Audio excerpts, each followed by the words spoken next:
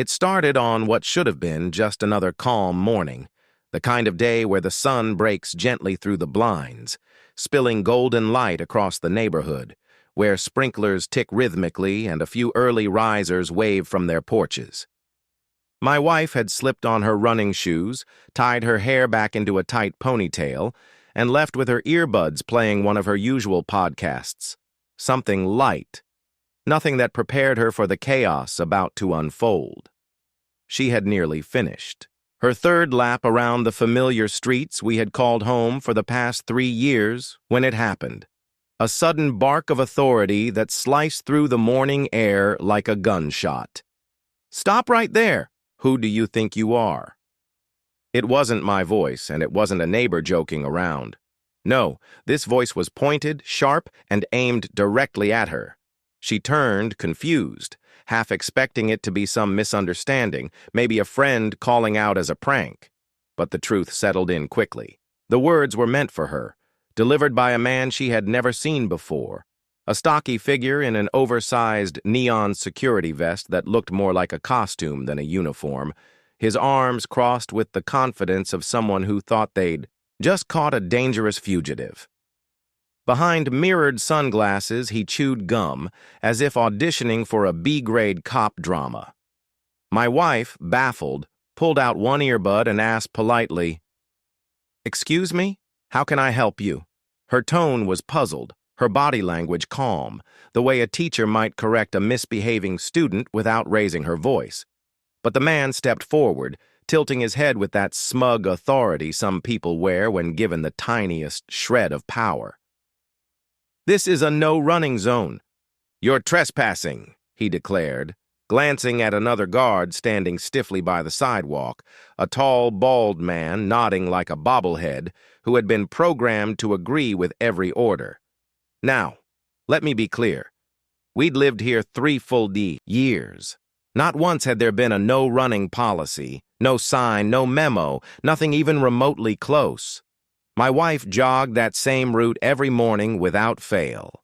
She waved at the same old man who watered his petunias. She carried little treats for the neighbor's beagle. She even picked up stray litter from time to time. She was, if anything, the kind of neighbor any HOA president would beg for. But that day, somehow, her presence was suddenly a crime. She shook her head slightly, tucked her earbud back in, and started jogging again, hoping it was just a bizarre joke that would pass.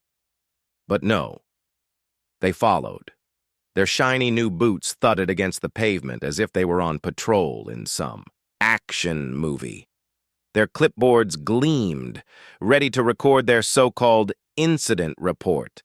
The whole scene felt surreal.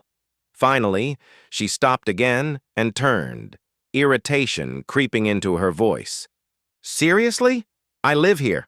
I'm just running. I do this every single morning."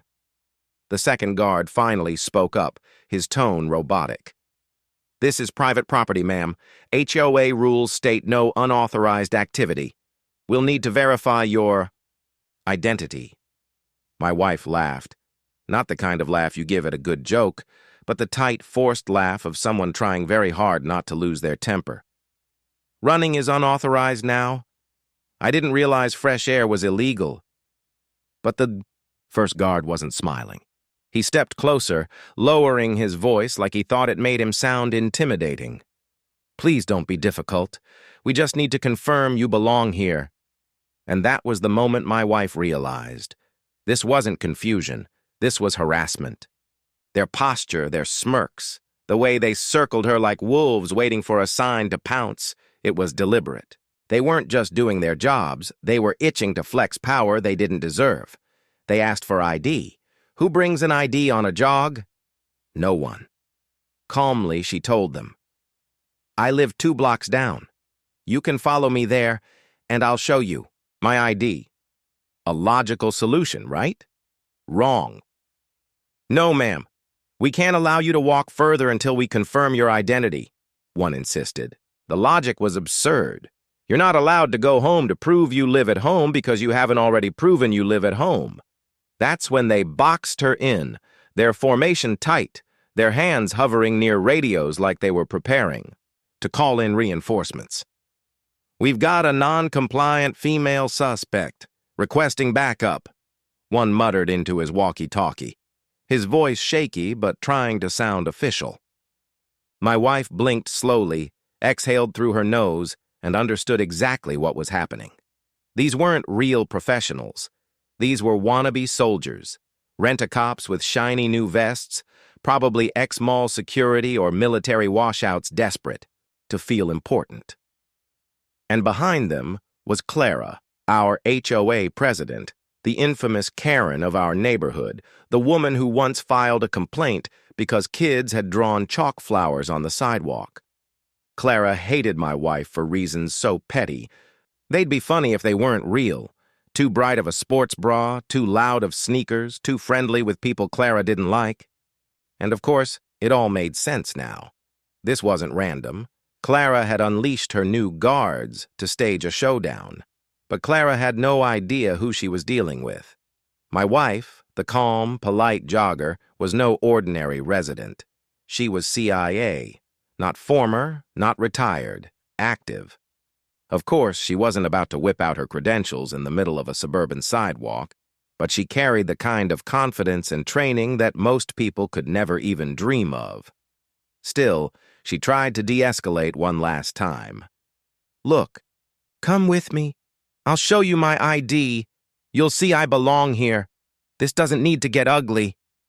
But they stepped closer, their radios crackling, their boots crunching on the pavement. "Ma'am, don't make this worse for yourself," the bald one warned. And that was it. She gave them a final warning. "If you don't back off, you're going to regret it." They laughed. One of them actually sneered, "What are you gonna do? Outrun us?" My wife smiled faintly, tied her ponytail tighter, and whispered, "Something like that."